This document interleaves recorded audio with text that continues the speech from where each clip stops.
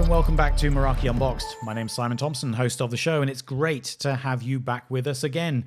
It feels like months that we've been doing it this way, working from home. Guess what? It has been months, and it keeps on going. I hope you're keeping safe and well wherever you are.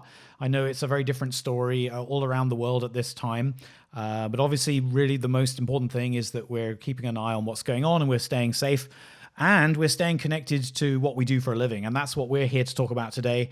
We want to talk about life at Meraki and some of the impacts that we've seen in our IT organization as a result of what has happened here. So that's the conversation we're going to get into with our IT director, Ryan, very shortly. Before we get to that, I just want to quickly remind you, I love the idea of having as much relevant content for you as possible. And so I've already had some great feedback from some listeners through the community and also through Twitter. And that's a great way to reach me. So if you would like to either be on the show or suggest an idea for the show, a topic you'd like us to talk about, please do reach out to me. You can reach me very easily through Twitter at Meraki Simon, one word, at Meraki Simon. That will find me and let's talk. Be very happy to do so. Okay, so let's get into the show. Today, I want to introduce back to the show, actually. We had Ryan on back in, oh goodness, it must be about 6 months ago now, talking about life at Meraki as an IT director and Ryan's story. You can find that episode if you dig back through the archive. But today, we're obviously going to focus on a slightly different topic, really related to the impact of what we've seen happen in our working lives over the past few months. So Ryan, welcome back to the show. Thanks for coming back again.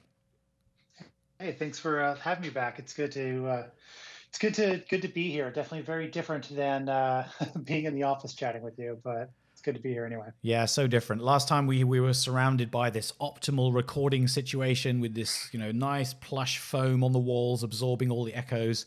Now you've got the reality, which is, Ryan and I both speaking on from our homes and with the best possible sound arrangements we can come up with. I've got like cushions around me here to try and reduce the echo. I still don't think it's worked 100%. What have you got on, Ryan? What are you using? Well, I'm hoping my dog doesn't start barking. He loves barking at his own shadow whenever people walk down the street. But yeah, I've got like a little corner of the house, and I've got stuff on the walls and a couple of like pillows and stuff like that around too. And wearing headphones as opposed to using the open microphone on the computer, just trying to make the most of it. And actually, that leads us into a nice part of our conversation we'll return to, I'm sure. But we definitely wanted to talk about, some of the ways you can improve your experience when you're working on all of these calls that we all have to do all day, every day. I was happy to hear that you have a dog that may come in. We've actually already had a guest visit from a dog as part of this phase of working from home that we've had. So no problems there. Always welcome. Yes. Okay, well, let's get into the meat of it. Ryan, I really wanted to just talk to you about the huge impact that I'm sure your team has experienced as a result of this change. Such a huge change for Meraki as a business, as it is for all the folks listening, I'm sure. But I really wanted to just dig in and hear your thoughts around what you've noticed that's changed since this all happened. I think for us it was beginning of March, right? Yeah. It was around the beginning of March that we got the note to stay home. Yeah. So for those of you who are unaware, Meraki does something a little bit different when it comes to our IT and facilities teams. We have them mixed together as under a shared function called Digital Workplace. And Digital Workplace is a combination of our facilities team, our IT team, and comes together to become like this Voltron superhero, whatever, bunch of different parts coming together to make this one bigger machine that really looks after the operations and flow of the work in the business. So with that, some, but not all the roles on our team are cross-functional. Like we have an operations group that helps with procurement on both sides of the aisle. But yeah, so I lead the IT side of it, and I co-lead that with the digital workplace department with my partner in digital workplace crime, I guess, Levi. Mm-hmm. But yeah, definitely a big shift for us at Meraki is we had a very large in-office culture, right? We, Yeah. had catered lunch. We had an environment that the facilities team had built up to be really just conducive to good work and collaboration and fostering teams working together. So that was a big shift for a lot of people, right? A lot of teams had to figure out, and a lot of people had to figure out, like, how do we work together in this new environment? How do we communicate the way we used to? How do we use our AV and technology that we have available to us Yeah. to do our jobs? And so initially there was a big surge of requests, people being like, "Oh my gosh, like what's going on?" Since settled down into the new normal, but the big things we saw were questions on people's workspaces.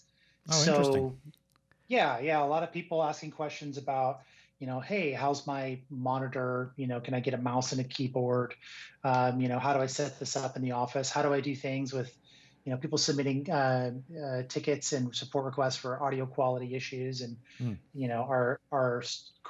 wonderful global support desk team and facilities team, both kind of giving advice and guidance on, things like pillows or wearing headphones or, stuff like that, as people figured out where they wanted to work in their homes. And a lot of the technical issues we saw were around like VPN lockouts. Before this happened, our VPN was secondary to our office networks. Like, right, our primary Right. function, our primary like method of accessing internal resources was on our corporate network. Right. And So a lot of everybody was in the office. Exactly, Yeah. exactly. So someone would use a VPN, if they were, on vacation or visiting their family, or if they were a field employee, but the majority of our employees weren't using it on a regular basis. So that was there were a few of that initially, but we've since cycled through that. Hmm. So there's some interesting stuff there, and you're so right what you said about the office culture, and I'm sure that there are others who have similar experiences as well. If you are used to that, it's quite a shock to the system, and I think a lot of us, whilst we may have been used to having a laptop at home to handle an occasional meeting at a strange hour, doing it full time is a very different proposition. You've got all kinds of considerations, both related to the technology itself, but also, like you said, the physical environment. But the VPN one's very interesting. I mean, that's huge. We should definitely, I think, dig into that in a little bit more detail. We'll come back to that one. But I think there were more issues that more categories of issues as well, right? Yeah, definitely.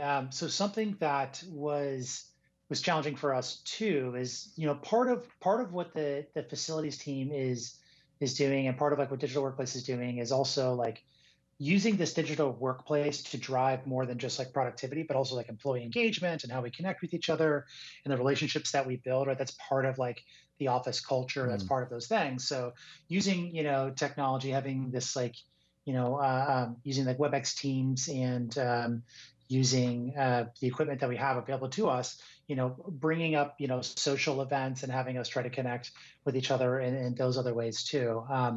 We had to really look at what like our home office gear and our home office setup was going to be like, and try to, build that approval process on the fly, partner with, the folks over at Cisco, Mhm. that are doing this for their user population, and figuring out, ways to do this for both of our unique use cases. Yep. And really just like figuring this all out on the fly with the recommended desk setups. And thankfully, a lot of folks, are using Meraki at Meraki, so we had that stable backbone of network performance, and the ability to dive into dashboards, and help people troubleshoot that way through our support desk, that really, I think, made a big difference. We didn't really skip a beat going home, which is not what I expected at the beginning of this. I thought there was going to be more trouble than what we saw, which is a great way to be surprised. Yeah, definitely.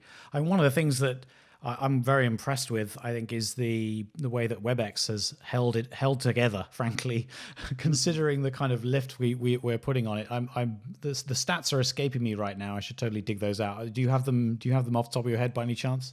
I remember there were some Oh, crazy numbers around the number of WebEx minutes that were happening, because people are yeah. just moving their meetings to online, and so your whole day you can be staring at the screen on the WebEx tool. Yeah, it's wild. Like, my understanding is it's at least on the low end in the hundreds of millions of minutes. I believe, Hmm. I don't want to guesstimate and throw out the B word, but I know that it's definitely, a shockingly high number of minutes. But our team's Yeah. been using it a lot, not just for basic like team meetings, like team stand-ups and things like that, which we now have multiples of during the day, which is great. Mhm. But we're also using it for social activities and staying connected. Like we do like a lunchtime social on the team, and you know, um, I definitely feel like that one of the byproducts of COVID is, and this work from home environment that we're in, is that I'm connecting more and on a deeper, more personal level with folks on our team, talking about our experiences Mhm. across all of our offices and around the world. Kind of like the limitations of physical space are gone to us. So I, talk more with our folks in London, and feel like I've got like deeper, closer relationships with our folks in the APAC region, and it's great. Yeah, It's and great in a way. it's been one of the awesome things. Actually, I love the way the company's responded to this situation. I remember one session where which I actually had time to attend, where we had a barista come on and show us how to make a proper cup of pour over coffee. It was very impressive. I mean, I don't have all the tools to do that at home, but it was a good fun a way to break up the day, this monotony of continual business meetings. Like you said, it's all about keeping it human, essentially.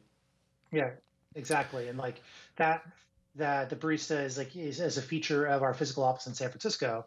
And just because we've shifted where the digital workplace is, right, that it's gone like all virtual, we're still able to use our tools, systems, and services to deliver that type of experience, and allow people to feel connected to each other Yeah, when we can't physically be in the same room. right. And so, what else was there? I remember before we started recording, we were talking a little bit about email and the change that we made there. How have you found that has been impacted? Yeah, so we earlier this year made a transition from G Suite to Office 365. We're using yeah, so we transitioned from Office 365 to G Suite, Hmm. and so that transition happened right around the same time as COVID hit. So we had only been on the new systems for like 60 days at most. So our previous system was borderless, and the new system does require us to be on VPN and be connected. So that added to like some of the support requests coming Hmm. in, Hmm. is because people, in the office had an experience where it's like, hey, I just boot up my laptop, join the corporate network, and my email's right there. Whereas for folks at home, there's the extra step of getting on VPN in order to access those like Cisco corporate resources. Right. Okay. And any other issues that you noticed around the technology?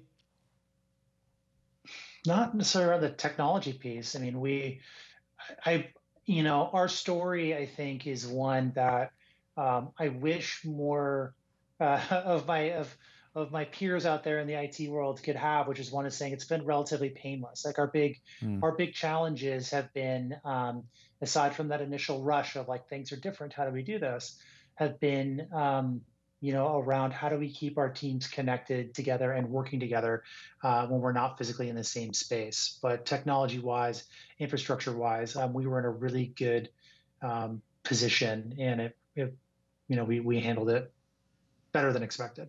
Yeah, I mean, certainly as a user of those services, I can say that really I noticed no real change at all when it comes to the technology. I remember there was a couple of early sort of WebEx calls where either it was technically a little bit bumpy, or it was maybe people were just still getting used to spending their whole life on this tool. But all those things settle down very quickly, and really now it's just second nature. It just seems to work extremely well. What I really wanted to do was just dive in a bit more detail on I guess the IT, the hardcore stuff a little bit. So the network and some of the security issues. Obviously, VPN absolutely huge, and we've heard that from multiple sources. I think you have as well, right? Yeah, yeah. So I am a member of a few different like IT administrator Slack teams out there that when the COVID transition hit, right, everybody's working from home. Um, like the most common things I was seeing through there or coming through was people being like, "Oh my gosh, how do we run our business? Mm. Like, what is going to happen now that we can't access our corporate systems? Like, we have, these file servers in our office. We have like these, for lack of a better term, kind of like legacy, infrastructure that we hadn't gotten around to upgrading or changing around that people still need to have access to and getting online, and a lot of people out there had some very painful experiences with both, spinning up, VPN infrastructure that could go from being like a secondary method of access into a primary form of access, Mhm. and then really seeing folks struggle with, bandwidth constraints and securing these environments, like not kind of like opening things up to uh, um, to being at risk by like opening up new vulnerabilities by deploying hardware haphazardly, or even seeing some folks running into like, oh my gosh, everyone's bought all this gear and I can't get it, I can't do it. Like, Mm. and how do I manage, my some folks, with high touch user bases, how do we manage and provide like essentially like a managed service of like of infrastructure for people at their homes. Yep. So there's a lot of stuff going on, and I mean, for those of you that listened to last time I was on, like heard me talk about like why I came to work at Meraki and kind of like the value that it's brought to me in my career. I'm very fortunate that we had the VPN capabilities of the Meraki MX that we could lean on through this, because we pretty quickly, when it became clear that the writing was on the wall, that seeing stuff happening in other countries and seeing how things were happening in uh, in Italy, Hmm. and seeing things in Yep. China and stuff like that, that like we were we were going to need to start working from home, and start socially distancing. We were able to immediately kind of spin up our VPN infrastructure and kind of take it from this secondary infrastructure and build it out as if it was primary infrastructure where our work was going to be happening for the foreseeable future. Hmm. Yeah, and it's Yeah. very interesting around this whole topic of VPNs, because I mean I've been working in this field for such a long time now, and I remember this sort of promise of SSL connections, and being able to use your browser to access everything securely, and but VPNs are still very much front and center for a very large number of organizations, including our own. And why do you think that is? I mean, I think I know the answer to that question, but I'm just curious to hear your thoughts around the sort of continuing prevalence of VPN.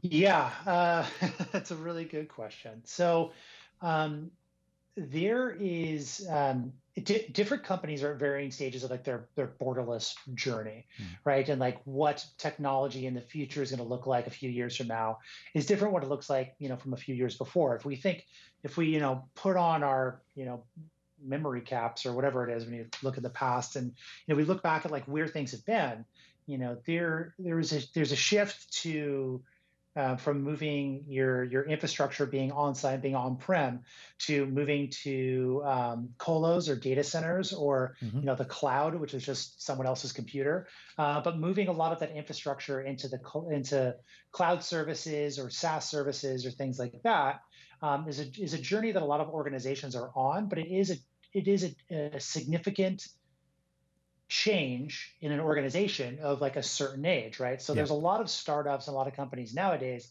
that were kind of born into this reality of like the borderless world is just kind of like where you came up. And then there's other companies that have, infrastructure systems, access permissions and things like that Hmm. have a little more, I think, technical debt or like a little more like historical stuff to work through before they can fully be like, nope, VPN's not needed. Nope, we just like, perimeters. What is, like who needs perimeter security? Like we'll, secure at the at the login or something like that. And we're an organization that we have a lot of systems and tools and services that have Yeah. like multiple layers of authentication, and we take our commitment to security for our customers very, very seriously. And so we use VPN, in many different ways. In some ways, as like an additional layer of security Yeah. onto into our infrastructure.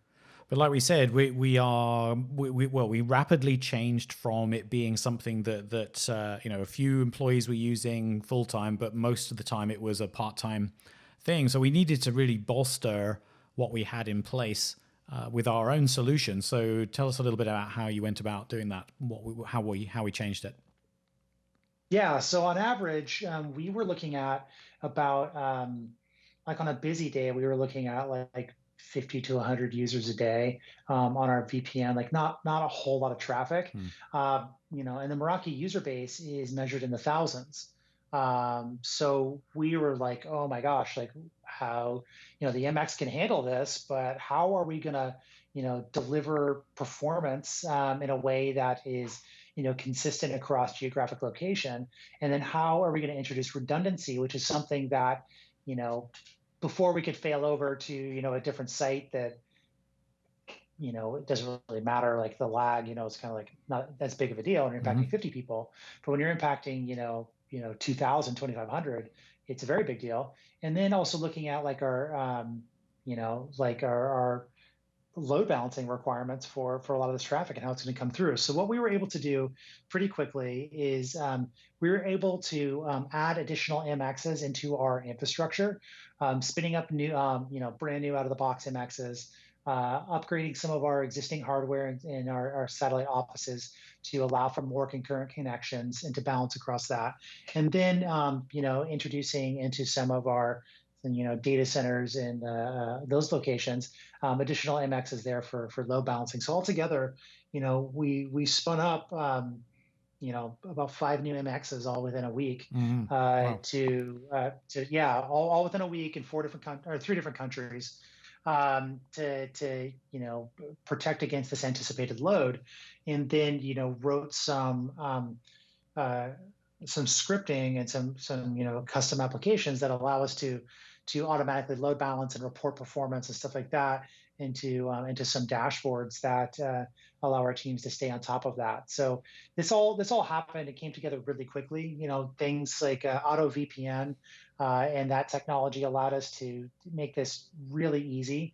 And some of our sites, we didn't have to dispatch engineers. People didn't have to fly. We were able to literally just take it out of the box, rack it, bring it online, and then through the work of our IT engineering group, balance load across different sites. So Hmm. that work went into delivering, what you described, Simon, as kind of like a painless, really no difference experience, because like I said, like we use the VPN pretty heavily, and we rely on our corporate network pretty heavily, and it's just worked out really, really great for us. The MX has shown up for us in a really great way.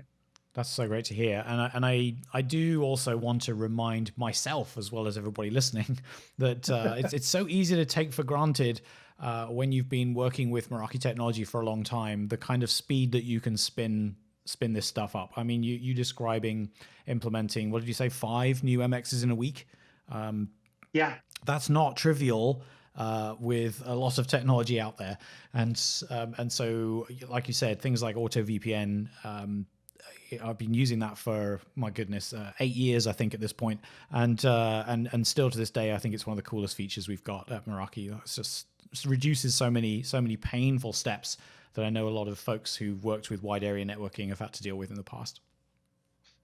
Yeah. It also, it was also, I think, pretty amazing that we were able to do that without any physical dispatches aside from like to the data centers. Hmm. And, we, for like many folks out there, we have an IT team that, is not the largest in the world. So, this isn't, a high effort by a lot of people. This was 2 people, 3 people, were able to do this. Amazing.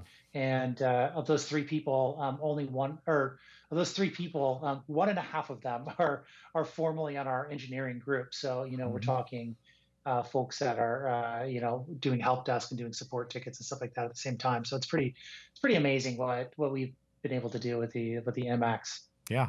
And so, what's the track record look like for performance with VPN that you've experienced in these past few months, given the sort of load that it's handling? Oh man, so it's been great. We haven't had any performance issues aside from the VPN lockouts of people that aren't using their VPN accounts very often. And then we did have a failover event when we upgraded the circuit in our San Francisco office, but that happened seamlessly. I would doubt if anyone noticed. I don't think we had any dropped performance issues there. That's awesome. Yeah, I mean, those are those things happen, right? There's for all of the best laid plans, there's always something catches you out in the world of technology, no question. Hmm. It's a bit like printers when you need to print something out, and the printer somehow knows the exact moment that you actually need it, and throws a hissy fit over something or other, like a piece of paper not jamming in the machine or something. Yeah, PC load letter. Technology, love it. Um, okay, well that's very interesting. So the VPN is obviously absolutely front and center. I mean, we can't do very much without having that technology supporting us. So that's good to hear. There's another very important aspect of your work in IT, of course, and that's how on earth we handle the new people who are coming into the business, getting them set up. So tell me a little bit about how that's worked out for you. Yeah. Although Meraki's business changed, right? How we were working, how we were interacting with this digital workplace changed.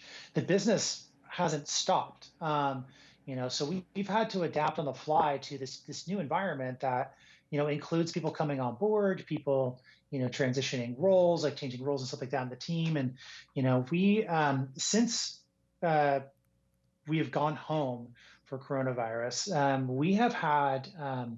we've welcomed a intern class, and we've onboarded over 400 new employees. Whoa. Which, yeah, massive shout out to our IT operations, our global service desk, and our recruiting and onboarding teams, because they have been really pushing it full tilt to navigate this change and deliver some of the highest marks I've seen come through in terms of like employee satisfaction. Some of these onboarding classes that we've had, it's been pretty incredible. But yeah, so our teams rebuilt our onboarding program on the fly. So we've onboarded folks in the U.S., UK, and Canada. APJC, so like Australia, China, Japan, like all over. Including interns that were due to come into the U.S. to work out of our office, and now we have interns starting in France and things like that, and trying to get that stuff going. So all of that was distributing hardware, that was onboarding accounts, that was doing onboarding classes and trainings, that was helping people get their accounts set up and troubleshooting. Yep. And like it's just been really great. So our help desk is really and recruiting and onboarding teams is really knocked it out of the park in terms of like shipping equipment to people's houses. We've called in help from our facilities, our partners over in facilities, and then also getting like home office setups for a lot of these new hires. So it has been a challenge that I never expected, and I'm going to say it like a fifth time. I'm so incredibly proud of the work of our global service desk team, bringing all these people on board, because it's just a testament to their hard work. How many messages I get from people just being like, "Oh my gosh, I never would have known that your company did not have a distributed remote first culture before this all happened." Yeah, and it's been great to see the new recruits who've joined, certainly in the teams that I work most closely with. It can't be an easy time to be starting a new company.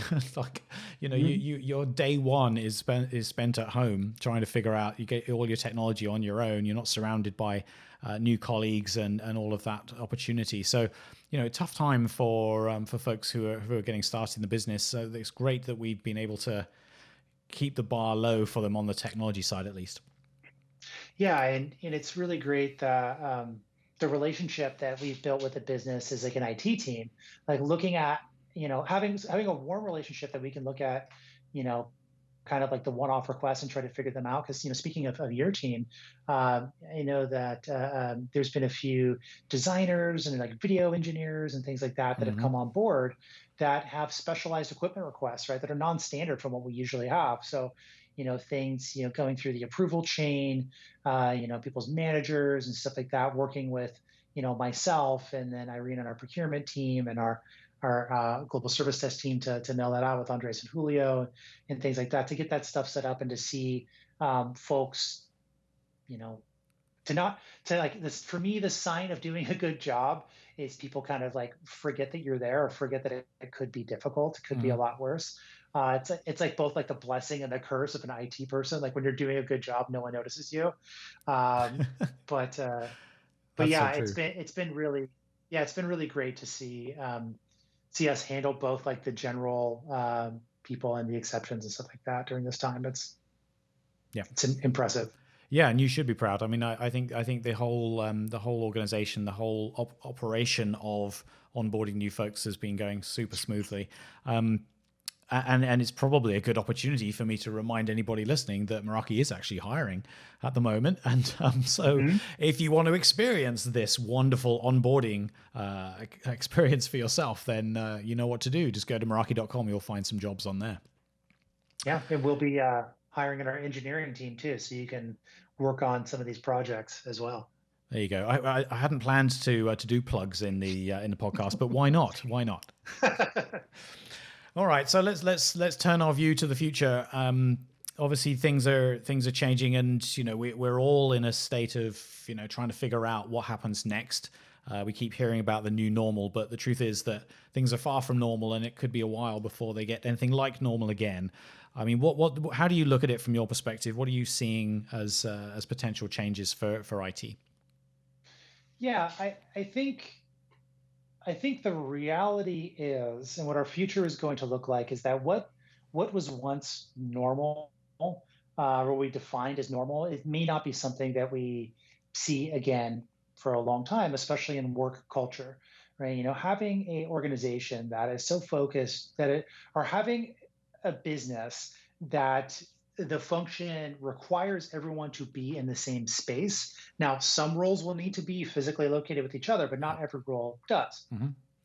And being able to, really prepare for that and allow people to work across geographic boundaries, not have that be like a limiting factor, I think is the future of what work means. Because even when we get to the other side of this and we're able to go to concerts again and give you know family members hugs without Yeah. you know uh, being in a plastic bunny suit or whatever. What is going to happen is that a lot of people and a lot of organizations have been working remote for a long time, and has become part of the natural operating rhythm. Mm. So I don't think we'll ever see a level of density in employee population as we did in the past. So being able to really embrace having a either primarily distributed or partially distributed business model, I think is the future of IT, right? So that's embracing things like borderless services, being able to not necessarily do BYOD in the sense of like, oh, here's an old laptop. Let me just use that to log into, my company systems, but be able to, drop ship hardware and have that be, deployed without having to go on site. Be able to, admin and support technology remotely and giving people flexibility and choice in what they're doing, to match the, freedom and choice of their working environments. Hmm. Being able to kind of, give people operating guides on like here are best practices for you to be productive or access these systems in our environment. Being able to have centralized identity and single sign-on that is VPN is a part of that story, but it's not the entire story, right? Being able to log into your SaaS services, log into your systems, log into the applications that you're using to do your work, right? Your quote unquote digital workplace, and having that be something that is accessible regardless of your geographic location and of where you are, and really just like evolving beyond, the idea that work has to happen when you're physically in the same space. Right. It does, yeah, it does, introduce things like challenges that are more than just technology. It's not just about, do I have a fancy laptop and fast internet? Like, yes, I need to have a laptop that can handle video conferencing and like, Google Docs or SharePoint or whatever. Um, but it becomes, how do our teams interact with each other? How do we work together? And how are these tools and technology that we're using? How does that allow us to, embrace this distributed way of work? How do we still build, personal relationships, Hmm. with our coworkers through this technology and through these tools? Because things that we took for granted, like that, Simon, like that you and I could talk motorcycles in the kitchen, is something that now we have to do deliberately, and we have to like really try to make happen. So it's really, Yeah. about not just the technology, but considering the people and how they work and enabling the company to function in this new environment. Yeah, it's so important to try and maintain that sort of healthy balance. You've got to be thinking about motorcycles now, but it's like, but that's exactly the point. Is that we all need those mental breaks during the day, like to be just relentlessly plugged into work from whatever it is, 9 to 5. Without having those mental breaks, it's not really sustainable. I think you have to have those, and so the fact that you're taking that into consideration when you think about how to service folks' work through IT, it's thinking beyond just the technology to the human aspect and how that human reality is changed as a result of what's happened to us. Yeah, absolutely. Cool stuff. All right. Well, this has been a fantastic conversation, Ryan. I really appreciate you taking time out to talk to us. I know you're super busy with all of this that's going on right now. So I think, as we said, I mean, just to repeat that plug, Ryan's hiring, we're hiring at Meraki. So if you like what you've heard, then please go have a look on the website and see if you can find something that works for you. I'd like to thank you all for joining us once again on Meraki Unboxed. It's been an absolute pleasure maintaining such a great audience throughout this thing. I can tell you that the numbers that I've seen for downloads of the show through all the different podcast tools, it's really barely changed at all since we went into lockdown. So it's really great that you've stuck with us, and we greatly appreciate that. And that's also why it's really important to me that we keep that going. And we can best do that if we're making sure that we're taking your feedback into consideration. So, if you have any thoughts around what you've heard during this show, or if that happens during any Meraki Unboxed podcast, please do reach out either through the Meraki community, which is obviously a great place where you can chat with your peers and others who are using Meraki technology. But also, of course, if you'd like to have an impact on the show directly, I would very much welcome that. So once again, do reach out to me on Twitter at Meraki Simon. Would love to hear from you. Okay, Ryan, for the last time, thanks a lot for joining us again today. Hey, no problem. My pleasure. Thanks for having me. It's been awesome. And for all of you, stay safe, stay well, and we welcome you back here in 2 weeks. Take care, and bye-bye for now.